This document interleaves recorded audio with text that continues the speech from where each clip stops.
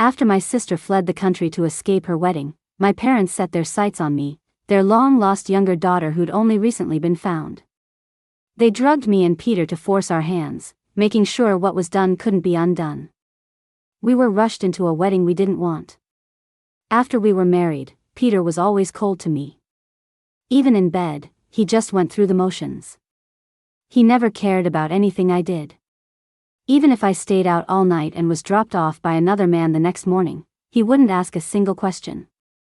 I was getting tired of it all. I wanted a divorce.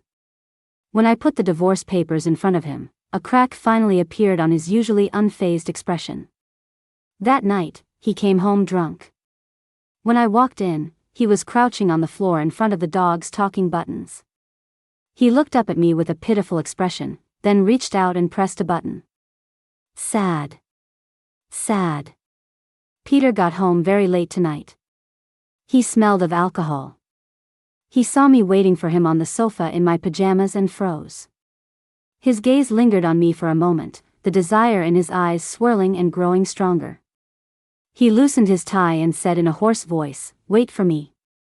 Then, he went into the bathroom. 10 minutes later, he came out, drying his hair with a towel, another towel wrapped low around his waist.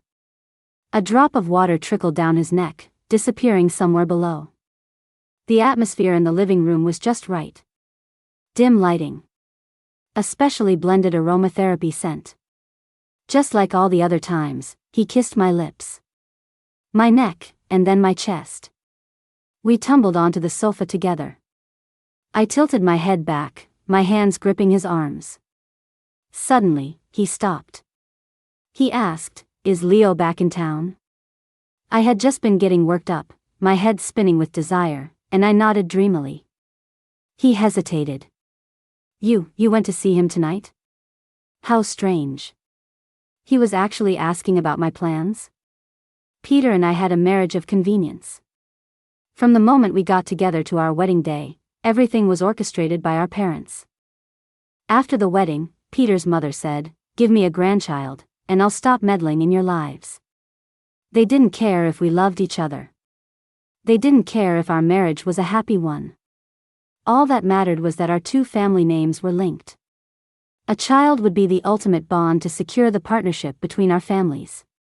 So, for a few days every month, we would sleep together like it was a chore. I snapped back to reality. "Yes," I said. "He just got back, and today's his birthday, so of course I..."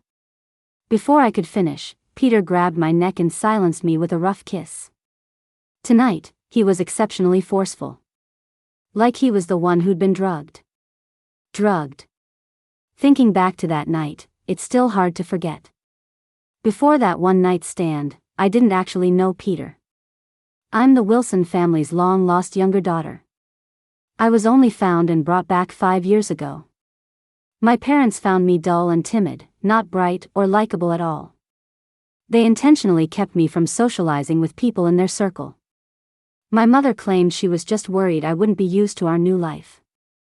So they hired all sorts of tutors.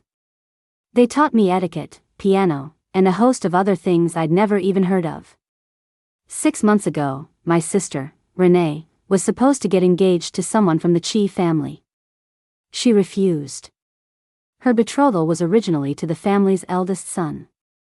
But after he died in an accident, the engagement fell to the second son, Peter. My sister fled the country overnight. My parents searched for a long time but couldn't find her.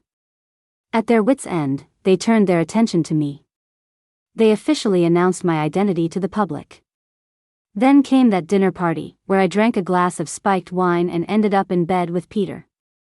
The next morning, we both stared at each other, naked and horrified, amidst the wreckage of the hotel room. I clutched the blanket, completely bewildered. Peter's face was dark, like a volcano about to erupt. But he was still gentlemanly enough to have his assistant buy me a new set of clothes.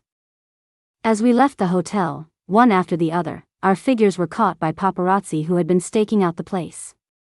That day's headline on Metro News read, #Chi and Wilson families announce union, blockbuster merger imminent #. With things having come to this, our parents rushed us into a wedding to stop the media frenzy. Looking at the marriage certificate in my hand, I didn't know what to feel. Marrying from one rich family into another, it didn't seem so bad. It just felt so sudden. Peter was a stranger to me. Besides his face, I knew absolutely nothing about him. A marriage like this. It felt like a joke. As I thought this, I sighed without realizing it. The man beside me stiffened, and his gaze darkened as he looked at me. He said, "Don't worry. It's just for show." Oh. So it was a fake marriage. I didn't say anything. I'm an introvert. I don't talk much even with people I know well, let alone a stranger. I had no objections to a fake marriage. The annoying part was that Peter's mother was desperate for a grandchild. While Peter managed to keep me from having to see her, he couldn't stop my own mom from seeing me. She brought it up every 3 days, nagging me relentlessly. My ears were ringing from it. So, I thought, why not just give them what they want and have a baby? I went to Peter and got straight to the point. "Can we have a baby?" He stared at me, stunned, for a long moment. His brows slowly furrowed, as if to say, "Are you serious?" I wanted to get it over with, so I explained briefly, "If we have a child, your mom and my mom will stop nagging us. It would make things easier for both of us." Afraid he'd say no, my voice grew softer. "What do you think?" He closed the file he was holding. After a few seconds of silence, he asked, "Are you sure?" "I'm sure." "Okay." The next day, I woke up in our bedroom. The housekeeper knocked on the door. "Ma'am, the master asked me to make you some congee. Would you like some now?" I ruffled my hair. My voice was a little hoarse when I replied, "Yes, please." On the dining table was a medicinal congee, easy on the stomach. My health isn't great. For the 6 months we'd been married, all my meals had been specially planned by a private nutritionist. Peter was always like that. Though he was cold on the surface and didn't like me, he was still thoughtful and meticulous, fulfilling his duties as a husband. This, I figured, must be the kind of upbringing you get in a wealthy family. And my upbringing taught me to never be impolite. And to never waste a single bite of food. After eating my fill, I collapsed onto the sofa and binged a TV show. Before I knew it, the sun had set. My phone rang. "Mandy, a new bar just opened downtown. Want to come out for a drink tonight?" It was Mia, Leo's sister. When I first came back to my family, no one in their social circle really liked me. Only Mia was willing to be my friend. It was because of her that I met Leo and we all became good friends. I glanced at the time. On weekdays, Peter usually got home around 9. He'd be back soon. I hesitated, about to refuse. But Mia said, "My brother's only back for a little while, shouldn't we hang out more? Don't you get bored staying at home all day? Besides, Peter wouldn't care what I did. And I had my period today, so I didn't have to perform my duties." So I nodded. "Okay." Mia laughed. "Great. I'll have my brother come pick you up." When Leo arrived, I was standing by the road wrapped in a heavy coat. He got out of the car to open the door for me. He turned up the heat and asked, "Why didn't you wait for me to call before coming down?" I sniffled. "I didn't want to make you wait." His expression softened. "You wouldn't have." As the car warmed up, I took off my scarf. While we were stopped at a red light, Leo glanced over at me. He froze for a second, a hint of disappointment in his eyes. He quickly composed himself and asked, "How's married life treating you?" I answered honestly, "It's good. Sounds like you and Peter are getting along well." "Yeah, he's a good person." Leo let out a dry laugh. "Only you would describe someone like that." The car stopped in front of the bar. But Leo didn't seem to be getting out. I leaned over. "What's wrong?" The curve of his lips seemed forced. "Something came up with work that I have to deal with. You guys go have fun. Call me when you're ready to leave, and I'll come get you." I didn't press him. I just nodded. Okay. Inside the bar, a waiter led me upstairs. Mia was sitting on the rooftop terrace. When she saw me, she leaned forward to look, but seeing no one behind me, she asked, "Where's my brother?" I sat down as I answered, "He had to take care of some work, so he left." Mia didn't seem to care what I said. She just stared at my neck, her face a mask of gleeful gossip. "Whoa. You and Peter, things are getting intense. Didn't you say you two were just putting on a show, that it was a fake marriage?" I then remembered last night's battle. I laughed awkwardly and, in a futile attempt to hide the evidence, put my scarf back on. I explained, it was like that before. But now, we're planning on having a baby. Mia's jaw dropped. It took her 3 seconds to recover. She downed the drink in front of her and muttered, "It's over. My brother's completely out of the running now." I didn't quite hear her and leaned closer. "What did you say?" She threw an arm around my neck and pinched my cheek. "I said you have to keep me company tonight. Don't you dare forget your best friend just because you have a husband. We're the best, you and me. Got it, little Mandy?" I smiled. Got it. Mia was going through a rough patch with her boyfriend, so she drank a lot. As dawn started to break, she finally passed out. Since I was trying to get pregnant, I hadn't touched a drop of alcohol. I called Leo, and together we got Mia home and settled. Then, he drove me back. In the car, I was still a little worried about Mia. Leo told me, "Don't worry, I called Frank. He's on his way to take care of her." They're always like this. They've been fighting and making up since high school. Their relationship is like a world war. You don't need to worry, they'll be fine in a few days. I smiled. That's nice, in a way. So much passion. I really envied Mia. She was optimistic, outgoing, and enthusiastic. She would love someone with all her heart. And she was willing to befriend an unpopular girl like me. Whether it was love or friendship, she seemed to have an endless supply of energy. These were things I had never experienced. Leo looked at me and asked curiously, "What's it like, being with Peter?" I thought about it carefully. I answered honestly, "It's very quiet. Most of the time, we're just doing our own thing. He's very busy. I don't really have much to do. So most of the time, I'm just spacing out. We've never argued, never fought. Not even the silent treatment. Usually, I say something, and he replies. Never crossing a line, but never getting close either." Leo lowered his gaze. "That sounds nice, too. Is it? I don't know. I've seen couples who are at each other's throats, and I've seen couples who are inseparable. But I don't think I've ever seen a couple like us." I shrugged and didn't say anything. Leo asked again, "Didn't Peter call you tonight? It's almost morning. You stayed out all night. Won't he be upset with you?" I felt a bit awkward. I couldn't just come out and say Peter didn't care about me, could I? I had my pride. So, I made up an excuse. "He's very understanding." Afraid he wouldn't believe me, I even nodded solemnly. The car stopped in front of the villa. Leo looked at me quietly for a long time. He whispered, "Are you happy?" I didn't hesitate. "Of course. Happy, I guess." He smiled. "That's good." Opening the door to the house, I jumped. Our housekeeper, Mrs. Chen, seemed to appear out of nowhere.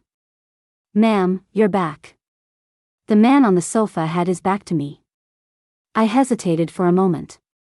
I figured I should at least say something in a situation like this. So I walked around to face him. "You're up early." Peter looked at me. His usually cold eyes seemed to hold a flicker of emotion. 2 dark circles were starkly visible under his eyes. A bit of stubble was showing. My heart sank. Did something happen at the company? Otherwise, why would a man as meticulous as Peter not have shaved last night? I debated whether to comfort him but decided it was better not to pry. As I stood there awkwardly, Peter got up and started walking toward the door. Mrs. Chen followed him, asking, "Sir, you've been up all night. Aren't you going to have some breakfast before you go?" Peter didn't answer. Only the sound of the door closing echoed in the hall. Mrs. Chen then asked me, "Ma'am, I've prepared the beef noodle soup you like for breakfast. Would you like to eat now?" Yes. I was starving. 10 minutes later, the beef noodle soup was placed in front of me, along with a cup of hangover remedy tea. As I ate, I asked, "Was he really up all night?" Mrs. Chen nodded. "Yes, ma'am. He sat in the living room the entire night." I was surprised. "What? Why?" Mrs. Chen whispered, "He seemed to be in a bad mood. Couldn't sleep." "I see. It must be that something really did happen at the company." But with Peter's abilities, I was sure he could handle it. After breakfast, I lay down on the bed. A husband and wife should encourage each other. So I took out my phone and sent him a text. "Don't worry, setbacks are normal. You have to allow for unexpected things to happen." Half an hour later, he replied, "You think this is normal?" "Of course. Don't overthink it. What's meant to be yours will be yours, and what's not, you can't force, right?" I waited with my phone in hand for another half hour. Peter didn't reply again. In a blink of an eye, it was time to do our duty again. Peter had been leaving early and coming home late all week, looking exhausted. I bought a special piece of lingerie for the occasion. It was incredibly sexy. I spent ages looking at myself in the mirror when I got home. Taking it off, putting it back on, over and over. Though I was embarrassed, I was determined to wear it for Peter tonight. When the clock hit 6, Peter came home right on time. I went to greet him. "You're home." A flash of desire crossed his eyes before he calmly looked away and gave a faint Then, he walked straight into his study. The door closed, leaving me outside. I froze. I tugged at my outfit, feeling a wave of shame. What was wrong with him? Was he still upset? I gathered my courage and knocked on the door. "Peter, don't just bottle it up. If you're really in a bad mood, we could talk." Before I could finish my sentence, Peter opened the door. He looked down at me. "Talk about what?" I bit my lip, gathering my thoughts. "Well, sometimes it's okay if things don't work out. It doesn't mean you're any less capable than anyone else. You should learn to accept it." The composure on his face, which usually wouldn't crack even if a mountain crumbled before him, was slowly disintegrating. His brow furrowed. "Accept it?" I nodded. His hand, hanging by his side, clenched into a fist. He took a deep breath. "Mandy, don't push your luck." With that, he shut the door again. What does that have to do with me? What is with this guy? I felt a little hurt. I called Mia and we went to a quiet bar to talk. Mia listened to my story. She had an "I knew it" look on her face as she said, "Peter is just too cold. It's not just with you. He's not even warm to his own parents. Hardly anyone in our circle deals with him. That man has no sense of loyalty. He walks around all day with a long face like someone owes him $8 million. He's nothing like his brother." Peter's brother was named Sean. I'd heard of him. A genius taken too soon, he died in a car crash at 26. He was gentle, refined, and tactful. He'd been raised as the heir and excelled at almost everything. Even now, Peter's parents were always comparing him to Sean. They were never satisfied. It seemed no matter how hard Peter worked, in their eyes, he could never measure up to Sean. Sometimes I felt like Peter wasn't their son. He was just a substitute, a tool for continuing the family line. In that way, he was a lot like me. I couldn't help but defend him. He's actually a very good person. He might be a little cold and quiet, but he can be really gentle sometimes. And he has a great memory. He always remembered things I told him, just once. Like how I love beef noodle soup. Or how I have a sensitive stomach, so the house is always stocked with stomach medicine, various supplements, and medicinal meals. He remembered I don't like to go shopping. So every season, he has the latest jewelry and accessories sent directly to me. My closets are full of clothes and shoes, replaced season after season. I can't possibly wear them all. I told him not to be so wasteful. But he said, you can choose not to wear them, but you can't not have them. He said something similar before our wedding. It was Valentine's Day. We were having dinner together, and he produced a small, exquisite box and handed it to me. I opened it to find a diamond ring. It looked very expensive. I wanted to refuse. I told him I wasn't used to wearing things like that. He didn't look at me, just said coolly, you don't have to wear it, but I have to buy it. After that, I didn't say anything more. I just marveled at how well-mannered he was. To be manipulated into a marriage like this and still be willing to maintain a basic level of decency. Mia gave me a helpless look. He treats you like that, and you're still defending him. But I'm just telling the truth. It's like when other people say things about me, and you defend me. Because you can see the good in me. And I can see the good in Peter. Later that evening, Mia's boyfriend came to pick her up. They were so affectionate with each other, it made me envious. On the way home, I stared out the window, lost in thought. Teenagers in school uniforms laughed and chased each other down the street. A young couple pushed a stroller while walking their dog. An elderly couple walked hand in hand under the streetlights. Suddenly, I wanted to end this marriage. I may have a lot of flaws, but there's one thing I'm good at, being decisive. When I handed the divorce papers to Peter, he froze. His breathing quickened. A crack finally appeared on his usually unfazed expression. He tugged at his tie in frustration. Then he asked, why? I don't care. I assumed he meant he didn't care about our sham of a marriage. Didn't care about our relationship that seemed so close yet was miles apart. I said, but I do. Before, I had no expectations for marriage. Since I couldn't choose for myself, I felt that it didn't matter who I ended up with. Later, I started to want to build a real life with Peter. Once I had that thought, I started to become very strange. I began to fantasize about what a normal couple was like. What a normal husband and wife were like. I started to hope for love in my marriage. I hoped Peter would pay more attention to me. I hoped we wouldn't be such strangers to each other. But I don't have a very likable personality. I can't say sweet things. I'm dull and slow to warm up. I want to get closer, but I don't dare. Because I know my courage is so fragile that if he rejects me just once, I'll never have the nerve to try again. And so, I became anxious, constantly worrying about losing something I never really had. I hate feeling this way. After a long silence, Peter picked up the divorce papers from the table and looked at them for a few seconds. He said, we'll split the assets 50-50. I'll have a new agreement drawn up for you. I instinctively refused. You don't have to. I don't have anything valuable to my name. Everything of Peter's has nothing to do with me. Why should I take half of his assets? Peter stood up. We were husband and wife, after all. Peter invited both sets of parents to dinner, intending to break the news to them ahead of time to avoid trouble later.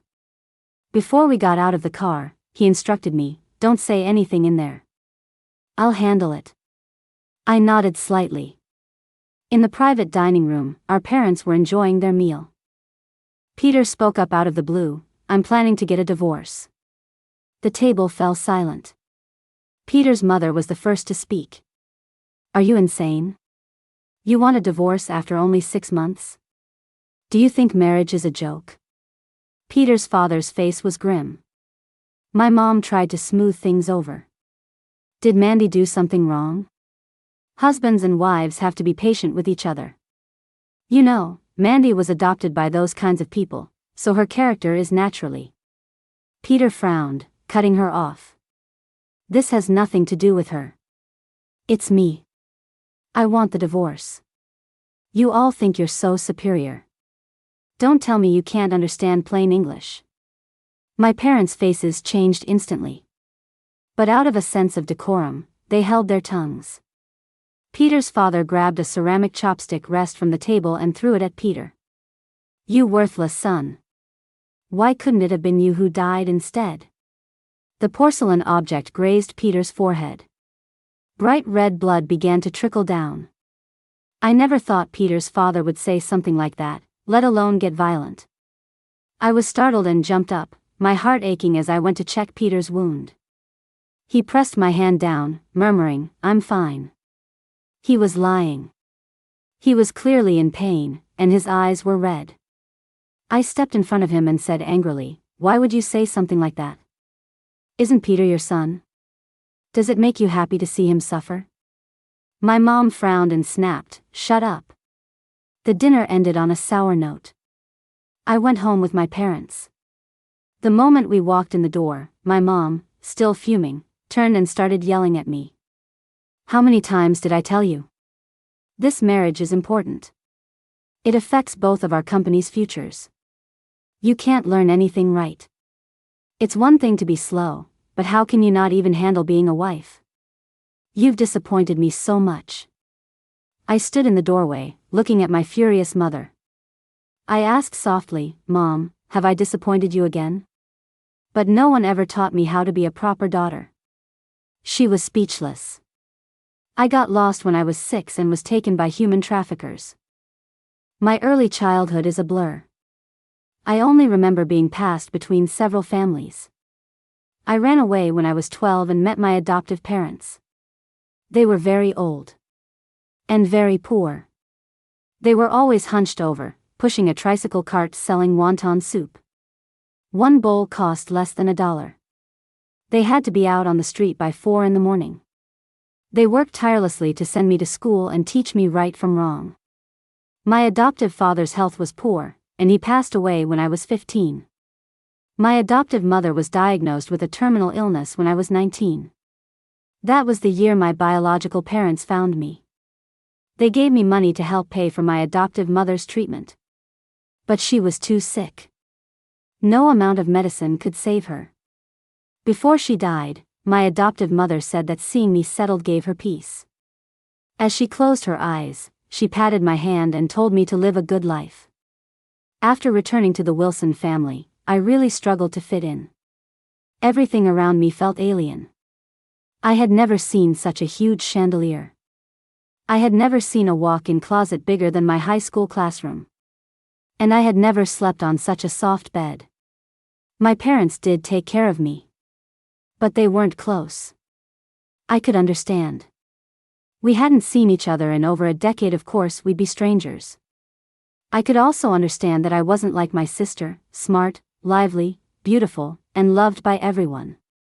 I tried hard, but my mother's eyes always held a look of disappointment. I thought she was just disappointed that I was a slow learner. So I worked desperately hard, trying to win her approval. It's only now that I understand. The real source of her disappointment was me, as a person. I could never become the daughter she wanted. My past was a stain in her eyes. My adoptive parents, to her, were people who were beneath her. My thoughts returned to the present. My dad cleared his throat. "All right, let's not talk about disappointment in a family. Mandy, you didn't get to eat much just now, did you? I'll have the housekeeper make you some pasta." I don't eat pasta. I hate the taste. My dad was taken aback. "Then how about some milk to tide you over?" I'm allergic to milk. Every time I drink it, I start to itch. My mom frowned. "Allergic? How come you've never mentioned that?" I smiled faintly. "See? You're not a very good mother either. Compared to my old mom, you don't even come close. So I'm disappointed in you, too." Then, I turned to my dad. "And you?" Before they could react, I turned and walked out of the Wilson house. I tried calling Peter, but he didn't pick up. I went home to look for him, but he wasn't there. I sent him a text. "Are you okay?" He didn't reply. A few minutes later, I sent another one. "Make sure you clean that cut." He didn't reply to that either. That afternoon, Mia called me. She said Leo was leaving the country and asked if I wanted to go see him off. "So soon? Isn't he going to stay for the holidays?" Mia said, "My brother's swamped with work over there. You know how it is, can't keep a grown man home." I smiled and asked for the address. The three of us had a meal together. During the meal, the smell of the beef broth made me feel incredibly nauseous. Mia was surprised. "You're not pregnant, are you?" Leo, who was about to serve me some soup, paused and looked up at me. I wasn't sure. "I don't think so." We saw Leo off at the departure gate. He glanced at my stomach, then leaned down and gave me a light hug. "Be happy." I smiled. "You too." Afterward, Mia went with me to the hospital. The test results came back, and I was indeed pregnant. Not even 2 months along. I was stunned. Just as we were about to get a divorce, I get pregnant. Seeing my worried expression, Mia waved a hand in front of my face. "Didn't you want a baby? Why don't you look happy?" I didn't tell her the truth. I just said I found it a little hard to believe. Mia nodded in agreement. "It is pretty unbelievable." She took my hand. "Let's make a deal. When your baby is born, I get to be the godmother." She started planning to herself. "What should I get the baby?" "Gold is too tacky." "How about a car?" No, they can't drive it, and it'll just sit there uselessly." Her muttering surrounded me like a gentle hum. I slowly placed a hand on my belly, feeling the tiny life I couldn't yet feel. I was conflicted. I was happy, but at the same time, I felt completely lost. After thinking it over and over, I decided that Peter had a right to know. I had to discuss this with him. 2 more days passed, and Peter was still nowhere to be found. He wasn't even going to the office. His secretary said, "Mr. Chi has been working remotely lately. I don't know where he is either." I got the contact info for one of Peter's close friends from the secretary. I called the number. After a few rings, a voice answered, "Hello, who's this?"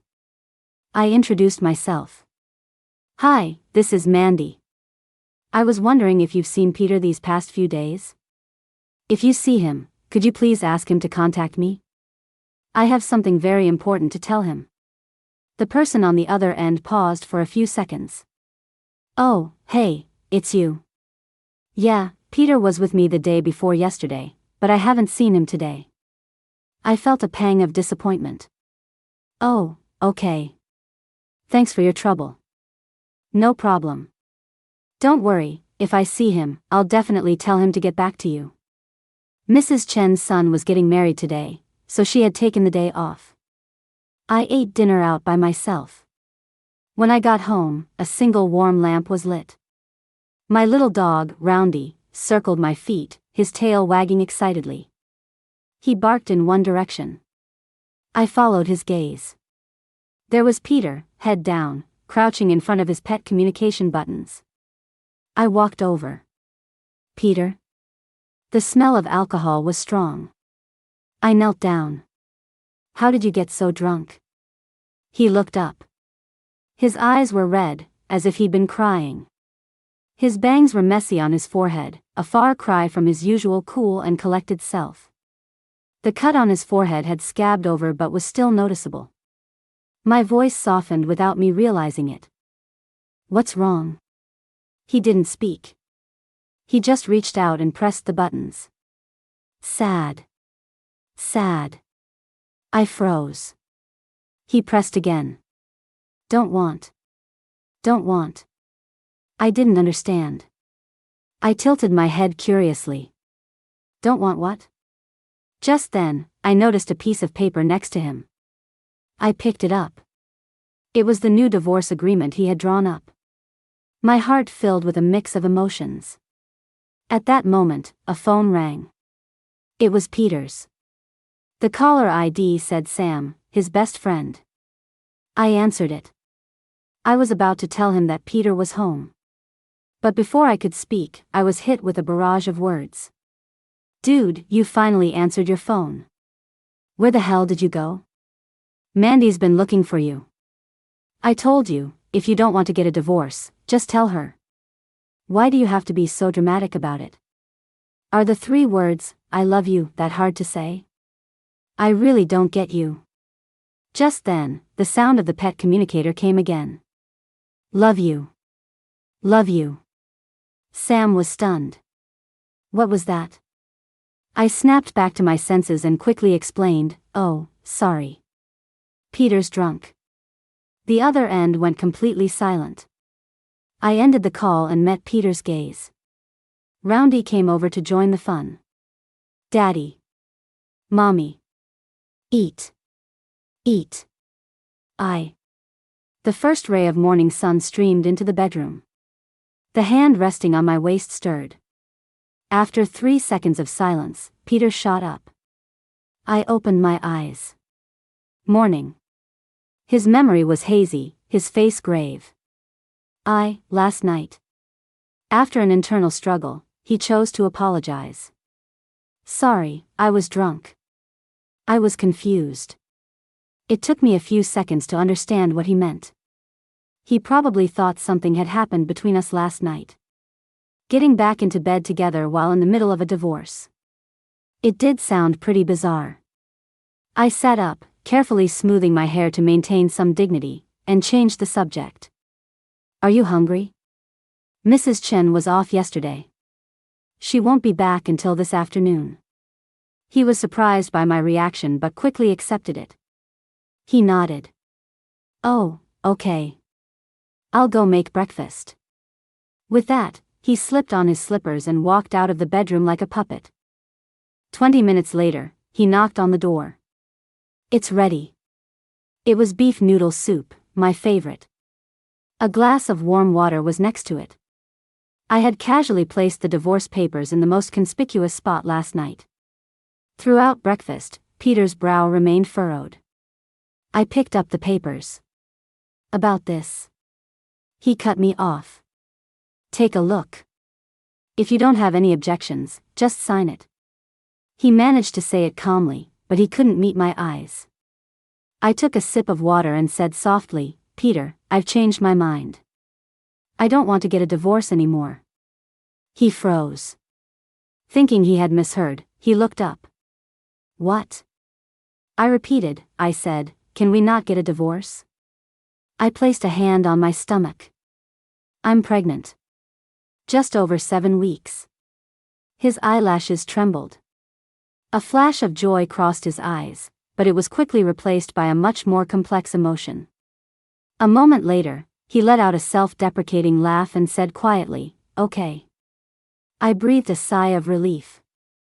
Remembering what Sam had said on the phone, I grew bolder. I made a request. Can you come home from work earlier to be with me from now on? Yes. I want to go to the movies today.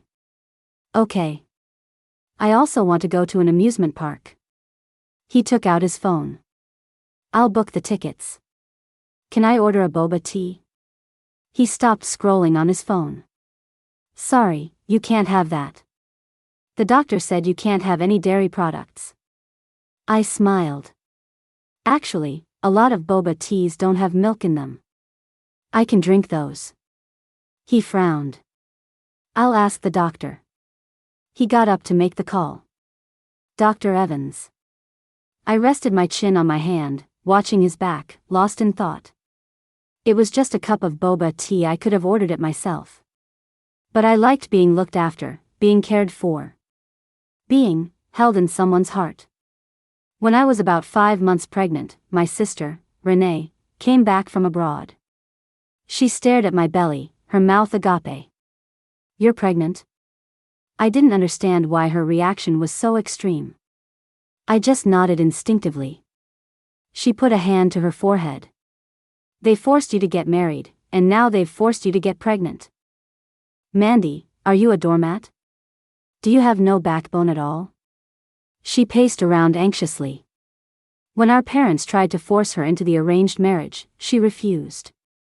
So they locked her in her room, claiming they needed to break her spirit. My sister and I had always been close. So when I saw her red, swollen eyes, I didn't think about anything except her happiness. I took her hand and said seriously, "Mom and Dad aren't home today. Why don't you run for it?" We were on the same page instantly. She packed her bags and left that night. When my parents asked, I was half asleep and played dumb. The reason my sister suddenly returned was that she had heard the news of me marrying Peter. Snapping back to the present, she had stopped pacing. She looked at me with determination. It's okay, it's okay. I bought a house abroad and have a stable job. I can support you and the baby, no problem." She started calculating. "You're only 5 months along, you can still fly." She frantically took out her phone. Right, I'll book the tickets now. We'll leave immediately." I pressed her hand down. "I'm not leaving." She seemed to calm down a bit, murmuring, "Right, we can't leave now. You have to get divorced first." I was trying to figure out how to explain things to her when Mrs. Chen's voice came from the entryway. "Sir, you're home. Why don't you go in?" My sister instantly fell silent. We both looked toward the corner. Peter walked over calmly, gave my sister a slight nod as a greeting, and then silently turned and went into the study. My sister bit her lip and pointed in the direction Peter had just gone. Did he just hear what we were saying? Probably, he did. I made a cup of coffee and brought it into the study. Peter was focused on his work, not even glancing up. I felt a little awkward. I wanted to stay but had no excuse. I wanted to leave but felt uneasy. I gritted my teeth and went for the direct approach. "Did you just hear what my sister said?" His hand, which was flipping through a file, paused slightly. "I didn't mean to eavesdrop. I'm not trying to blame you. I just wanted to tell you that I'm not going to get a divorce, and I'm not leaving. Please, don't take what my sister said to heart, okay?" I watched him cautiously. Only when he nodded and said, "Okay," did I finally relax. I moved closer to him, a smile on my face. "Guess what? I think the baby moved today." He looked up, a glimmer of joy in his eyes. I pushed my belly toward him and asked, "Do you want to feel?" He slowly and carefully placed his palm on my stomach. The next second, he froze. A smile spread across his face, lighting up his eyes. It really moved. The baby seemed to recognize him, kicking back as if to interact. I was overcome with an indescribable feeling. Like something had filled a void in my heart completely. People say that when you love someone, it's obvious. Even if you don't say it, the love just shines out of your eyes. I guess that's what I'm like. Tonight, my sister was lying in bed next to me. She propped her chin on her hand and stared at me for a long time before suddenly asking, "Are you in love with Peter?" Was it that obvious? Before I could answer, she asked again, "What about Leo, then? Didn't you like Leo?" I frowned. "Leo and I are just friends. When did I ever say I liked Leo?" She looked at me in disbelief. "He was the only male friend you ever had around. I just assumed you two were." I shook my head, quickly explaining, "No. Absolutely not." "What about Peter, then?" she asked. I smiled. "I love him. I love him a lot." As I said it, I saw a shadow at the door quietly slip away. My sister hesitated. "But Peter, he's known for being cold and heartless. With your personality, I'm afraid." I cut her off. "That's just the surface. Actually, he's sensitive and gentle." Thinking about how he had taken care of my every need these past few days, a smile unconsciously spread across my face. "He's a very good husband. And he'll be a very good father." My sister still didn't quite believe me. I pulled up the security footage from the night Peter got drunk and showed it to her. She was so shocked she could barely sleep all night. She kept muttering, "I can't believe Peter is actually like that." I, on the other hand, hid under the covers and texted Peter. "I saw you eavesdropping." That was on purpose this time, wasn't it? The typing indicator appeared on his end. A minute later, he simply replied, "Go to sleep." My sister left again. She managed to leave without my parents ever knowing. Peter came with me to see her off at the airport. On the way home, I felt sleepy and dozed off. Peter didn't wake me when we got home. He just reclined my seat, and I slept in the car for over 2 hours. He stayed by my side the whole time. I asked him, "Why didn't you wake me up?" He answered with a different question, "Mandy, do you want to have a wedding? After the baby is born, we can have a ceremony just for the two of us." Our first wedding was rushed. Our parents only cared about the marriage certificate, so they skipped as many of the complicated parts as possible. The venue and decorations were all leftovers from what they had prepared for my sister and Sean. At the time, I didn't care. But it's different now. After all, who wouldn't want to have a romantic wedding with the person they love, one that belongs only to them? I nodded, stunned. "I do." He smiled and took my hand, our wedding rings overlapping. He whispered, "Okay." A year later, we held a second wedding ceremony in a church abroad. Peter planned the entire thing himself. Even the wedding dress I wore was from a design he sketched and had custom made. The officiant stood between us, his expression solemn and sacred. His voice echoed through the church. "Mr. Peter Chi, from this day forward, for richer or for poorer, in sickness and in health, in youth and in old age, will you be faithful to your bride and walk with her hand in hand through life?" Peter looked at me and said earnestly, "I am willing to spend the rest of my life with you. I promise to give you all my loyalty, for richer or for poorer, in sickness and in health, in youth or in old age, I will never change." "And you? Are you willing?" My eyes grew warm. A tear slid down my cheek. I stood on my tiptoes and kissed his lips. "I am." Epilogue. Peter had never thought about getting married, let alone marrying his brother's fiancée. He refused without hesitation, losing his temper with his parents for the first time. He cut off contact for a month. It wasn't until the Wilson family was hosting a party to formally introduce their younger daughter that he was forced to reconnect. He was invited.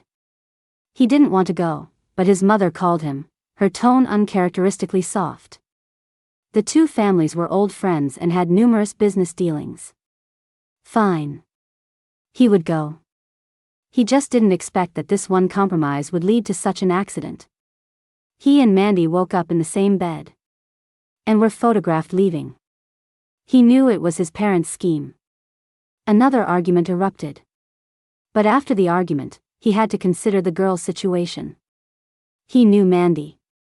They had been at the same university, in different years. He had only seen her a few times from a distance.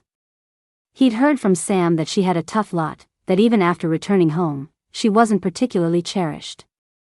Peter thought, if something like this happened and he refused to marry her, what would happen to Mandy? So, he gave in. Forced by their parents, they spent half a month together. He started to develop feelings for her. He even started to feel a glimmer of hope for marriage.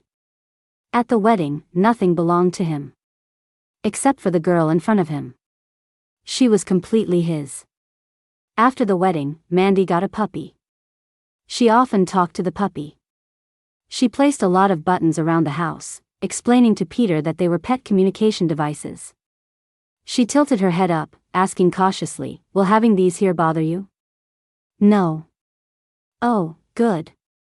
The once cold and empty house finally had some life in it.